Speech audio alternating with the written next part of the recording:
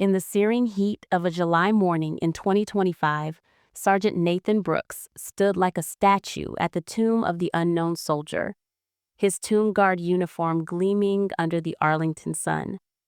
21 steps, pause, turn. 21 steps again. A ritual of honor, unbroken for nearly a century. Nathan's face was a mask of discipline, his eyes fixed forward, embodying the solemn duty of the tomb guard. But on this morning, a single act of arrogance would drag him from this hallowed post into a courtroom battle that would shake the foundations of justice. Jacob Reed, a tech mogul from Silicon Valley, strutted through the cemetery with a small entourage, his voice loud and brash. Dressed in a tailored suit, he waved his phone like a trophy, narrating his visit for his social media followers. "This is the tomb of the unknown soldier, folks," he said, smirking. "Let's get a selfie with one of these statue guys." Ignoring the signs that read, "Do not approach," Jacob crossed the velvet rope barrier, stepping into the restricted area just feet from Nathan. Tourists murmured in disapproval, but Jacob's grin only widened. "Come on, soldier boy, smile for the camera," he taunted, reaching out as if to pat Nathan's shoulder. Nathan's training kicked in. He stamped his foot, the sound sharp against the stone plaza. "Step back from the tomb," he commanded, his voice cutting through the morning air with authority. Jacob froze, startled, but instead of retreating, he leaned closer, laughing. "What are you going to do, buddy? You can't touch me." A security officer rushed forward, shouting, "Sir, step back now." But Jacob was too close.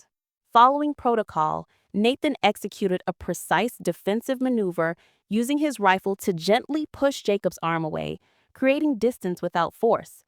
Jacob stumbled back, more from surprise than impact, and fell dramatically to the ground, clutching his wrist. "He hit me," Jacob yelled, his voice theatrical. "That guard assaulted me." The crowd buzzed. Phones were out recording. Jacob's entourage rushed to his side as he writhed, exaggerating his pain. "I'm hurt bad," he groaned, holding up his wrist for the cameras. "This isn't over. I know people. That guard's going to pay." A retired veteran in the crowd, Tom Wheeler, shook his head. "That was textbook protocol," he muttered. To a nearby tourist, "The guy crossed the line." But Jacob was already on his phone calling his lawyer, Margaret Voss, a powerhouse attorney known for winning big civil suits in D.C.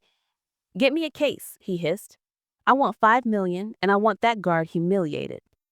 Days later, in the marble halls of the U.S. District Court for the District of Columbia, Nathan Brooks stood alone.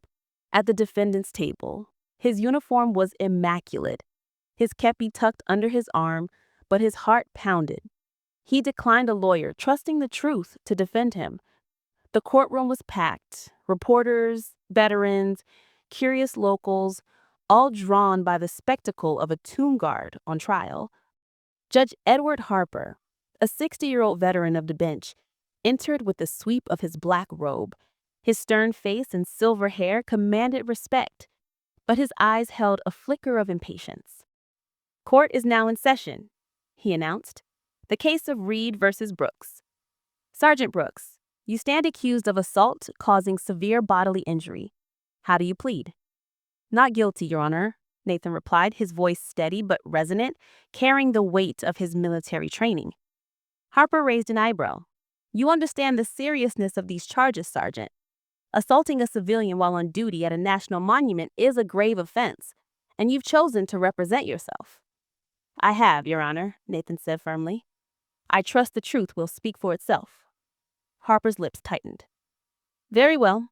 Let the record show the defendant has declined counsel despite the court's advisement. Ms. Voss, proceed with the plaintiff's case." Margaret Voss rose from the plaintiff's table. Her tailored suit and confident stride exuded authority.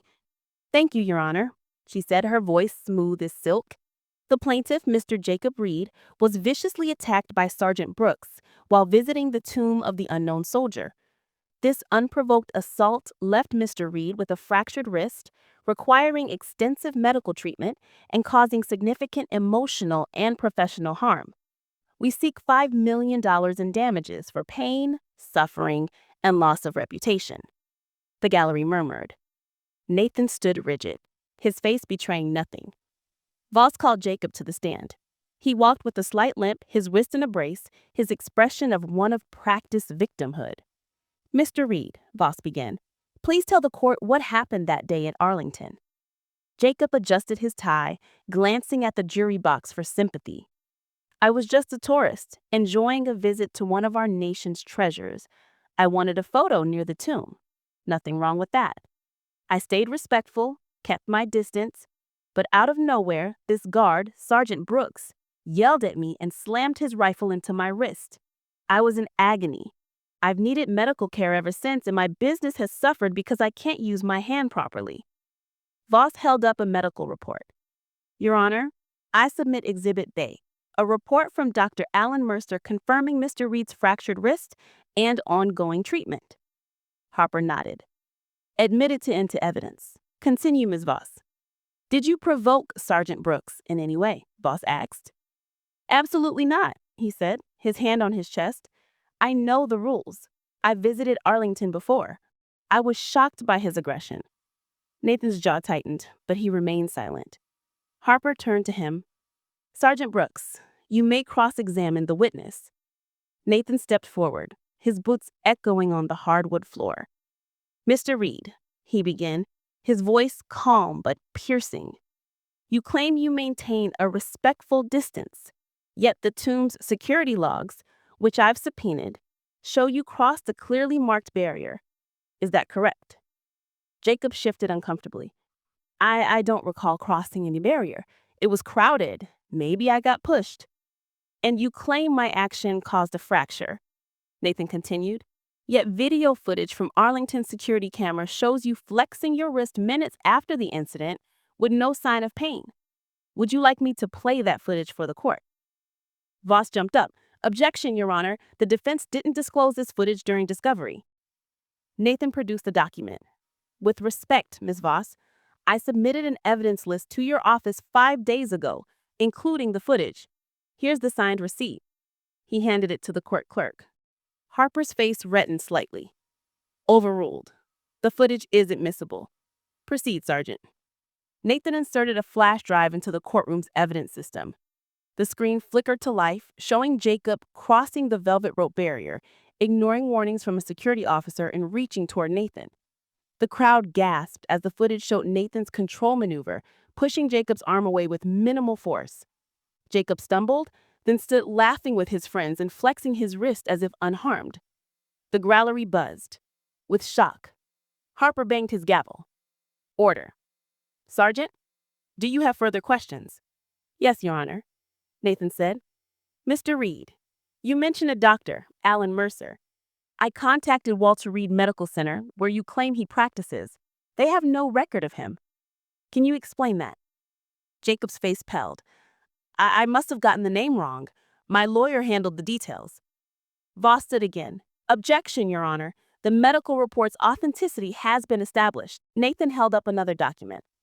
"Not quite, Your Honor.